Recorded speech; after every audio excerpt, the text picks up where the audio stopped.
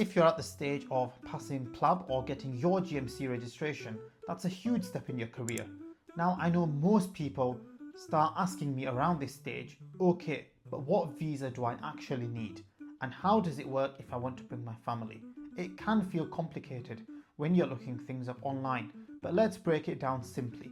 By the end of this video, you're going to know the main visa most IMGs use, what happens with dependents, how to handle job changes, and even how this visa can eventually lead to permanent residency and citizenship. For almost every IMG doctor, the route is the health and care skilled worker visa. The way it works is straightforward. You apply for an NHS job. If you get it, the hospital or GP's practice is going to give you something called a certificate of sponsorship. It's basically your golden ticket. You're going to use that certificate to apply online for the health and care visa. Now, this visa is designed specifically for healthcare professionals, and that gives you a few perks. First, you don't pay the immigration health surcharge, and neither do your dependents. That exemption will save you thousands of pounds compared to other visa routes. Secondly, the length of your visa normally matches the contract listed on your certificate of sponsorship, with a small buffer added. For example, GP trainees actually get 4 extra months beyond the end dates of their training contract. Third, you can live anywhere in the UK, but your work is tied to the employer who sponsors you. You can't just switch jobs without updating your visa. You can also do up to 20 hours a week of extra work, but only if it's in the same sector and skill level, a shortage list job or another higher skilled role. A lot of you will be wondering about your families, and the good news is yes, they can come with you. You can bring your spouses or partner and your children under 18. They'll have the right to live here, your partner can work, and your kids can go to state school. But here's the reality. Whilst you and your dependents don't pay the immigration health surcharge, each dependent does have to pay a visa fee. At the moment, that's £304 if the visa is up to 3 years and £590 if it's over 3 years. Add biometric fees and so on, and for a family of 4, this is going to come up to a few £1,000s up front. Also, many IMGs ask if they can bring parents or older relatives. Unfortunately, under this visa, the answer is almost always no.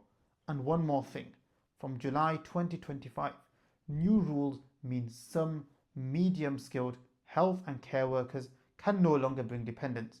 However, doctors are not affected by this.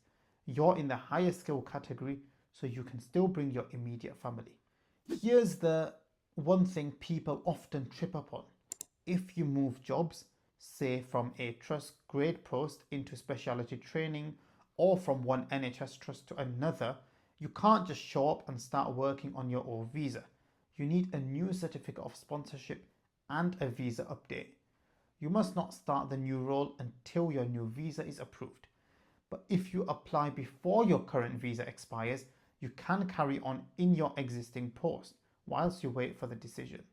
If your sponsorship ends early, the Home Office will normally curtail your visa and give you around 60 days to either find another sponsor or to leave the UK.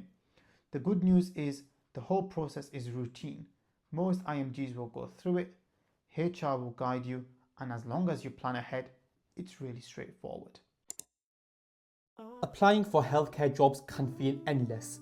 Rewriting the same CV, tailoring your supporting information, and wondering if your application even got seen. That's where Health Hire Portal makes things simple. You can create a tailored CV, personalized supporting information, and cover letter for every role you apply to within seconds. You can prepare smarter with interactive interview practice, with real feedback and Q&A flashcards. You can search, apply, and track every job all in one place. Health Hire brings everything together. 8 features, 1 portal, and best of all, you've got lifetime access for just £70. Join today by emailing info@healthhireuk.com. Just so you're aware, there are other visas available, but they're a lot less common for IMGs. First is the Global Talent Visa. This is usually for senior academics, researchers or consultants with strong publications and international recognition, not something you'll get just after your PLAB. We've got the graduate visa. If you've studied in the UK and recently finished, you can stay for 2 years, or if you've done a PhD, 3 years, without sponsorship. But this visa doesn't directly lead to settlement. And then the dependent visa. If your spouse already has a skilled worker visa, you may be able to join them under their visa. But honestly, for about 95% of IMGs, it's the health and care visa. Let's look ahead. If you're on a skilled worker visa for 5 continuous years, you usually apply for something called ILR, the Indefinite Leave to Remain. This means you can stay permanently in the UK without needing a visa. But there are extra rules. You can't spend more than 180 days outside the UK in any rolling 12-month period. You need to meet minimum salary thresholds, and you need continuous sponsorship from an eligible employer. Once you have ILR, after 1 more year, you can normally apply for British citizenship, provided you meet the residence and language requirements. Let me walk you through a typical path. Say you've just passed PLAB 2 and you get GMC registered. You apply for a trust grade SHO job in medicine. The NHS trust gives you a COS and you get a 3-year visa. A year later, you've accepted an internal medicine training post. Before starting, the deanery will give you a new certificate of sponsorship. You will need to update your visa and then carry on. Fast forward 5 years, between your first post and training, you've clocked up enough time. You can apply for the ILR. 1 year after that, you could go for British citizenship.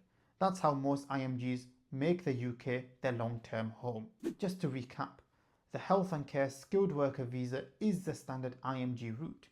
You will need a job offer and a certificate of sponsorship. You can bring your family, and while you save on the health surcharge because you work in the NHS, you still need to remember the heavy visa fees. If you change jobs, update your visa before starting. After 5 years, you may be eligible for ILR and then citizenship. And one last thing, always double check the official Home Office guidance because immigration rules do change. I hope that clears things up. We've got other sessions on GMC registration, IELTS, clinical attachments, and how to land your first NHS job. Do check out our channel. We built Health Hire to make NHS applications so much easier, from writing your supporting information tailored for each role to practicing real interview questions with feedback. It's all here. Grab lifetime access for just £70 and start applying with confidence. Email us at info@healthhireuk.com. Thanks for watching. Do like and subscribe to stay updated when we upload.